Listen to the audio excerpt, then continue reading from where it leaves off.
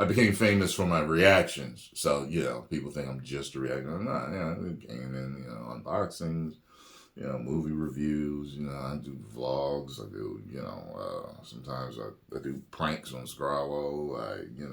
Sometimes I just rant. Sometimes it's like some people, I'm not exactly specified, but I do try different things. And guess what? When I've tried videos where certain things don't work, I may have tried them again to see, okay. But listen, I don't get to 3 strikes and you're out. If these first 2 videos I made are in the dumpster as far as views go with a particular thing I wanted to try, then I don't make them again unless I truly love to make them, which is a difference. However, I can't make all of my videos that way. And that's the way Disney went. They started to make all of their movies that way for audiences that don't really watch them at all. And audiences that aren't big enough to make them the money that they wanted to make, even if they were watching all this stuff. You know what I'm saying? Oh, so it says, also the Marvels set one of several post-pandemic B cinema scores from audiences after Doctor Strange in the Multiverse of Magnus, B+, Thor, Love and Thunder, B+, Eternals, B, and Ant-Man and the Wasp, Quantumania, B.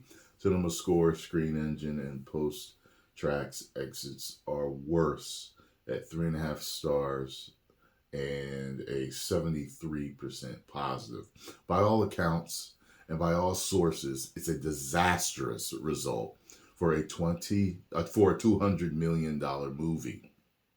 But wait, didn't you declare Apple Original Studios and Paramount $200 million Killers of the Flowers Moon at $44 million a success a few weeks ago? Just sit down and I'll explain a bit. Okay, that's interesting. The Marvel's misfire is about the rusting of a platinum brand that's in need of some serious, not polishing rather, but resurfacing. Months ago, who would have thought that Universal Blumhouse's Five Nights at Freddy's 2 weeks ago in a day and date debut on Peacock would post higher opening at the box office than the Marvels? That's an interesting point. It's interesting. It says here it's interesting to put the 2 pieces of IP side by side because it says something about Universal and Disney's ability to harness fans around an event. As we mentioned earlier, there's a maelstrom of reasons why the Marvels didn't work. There's only a few. Many, one really, under one umbrella. The woke umbrella. And all of it was put in there. All of it. And it didn't work. Many will be quick to point to superhero fatigue. False. And that great comic book movies of the millennium are now seeing their grand demise, just like the big Hollywood musicals of 1960s. No. And he says no. It's not what it is, because the fact of the matter is that all Disney movies are falling under this umbrella. They're doing things, injecting things, they're changing things, they're twisting things, they're shifting the stories, all to fit a particular narrative. And that's not what their fan base wants. So the fan base isn't buying. You know what I mean? Basically, that's it in a nutshell. My Marvel diehards are a devoted bunch. What did I just tell you? I told you we want the ball cap, the t-shirt, the sneakers, and the drawers. And the Mickey Mouse watch. But y'all keep playing with us. Marvel diehards are a devoted bunch. And when they know there's a good movie on Disney's deck, they show up several times. Just a year ago, sequel Wakanda Forever, Black Panther scored an A. Yeah, that movie was in the Oscar mix and ultimately 5 nominations and opened to a massive 181.3 million and legged out. And yeah, if it had come out now, see, I would have done. That was on the downslope. Okay, they were already on the downslope. Fans already didn't want what they were given. Yeah, it made more and nominations because of this, that, and politics. But nah.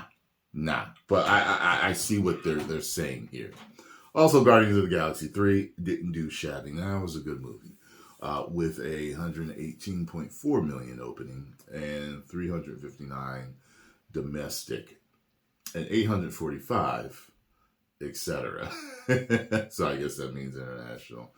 Excellent superhero movie, Cell, and there was no pulse on the Marvels going back to San Diego Comic-Con. I mean, despite the actors' strike, there wasn't a damn banner, billboard, or emblazoned. I've never seen that before. Emblazoned logo, plastic bag in the city. I mean, Disney could have at least dropped a featurette or a trailer to fans to wow them out of Hall H and send them into a social media frenzy, which they wouldn't have been with a Marvel's trailer. Maybe that last trailer they put out would have caused some buzz, but yeah. Why miss out on the opportunity before the 150K who will still attend? It's as though Disney knew this whipped cream sequel was a dud and cut their losses. Look at that. So you know what, man? And this article goes on and on and on, and I'm still scrolling, and it's still going. But that was a nice point to leave it off on. I'll read the rest on my own, and you can too. I'll post it here. But and that's right. And I'm going to keep talking about all of it because guess what? When things were good, I talked about the good. Okay? About a genre that I love. When the genre that I love, that helped to build my channel, is doing good, I talked about it. The reactions were always great and fun and happy.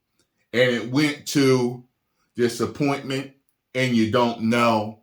You're not sure what you're going to get with the trailers. You're not sure what you're going to get with the movies. And now we've gotten to a point to we know what we're getting. We know where it's going. We know who you're catering to. It's not us.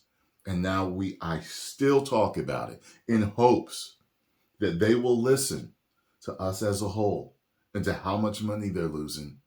And they'll turn around and start giving us good entertainment again for a franchise that deserves it. 10 million subscribers.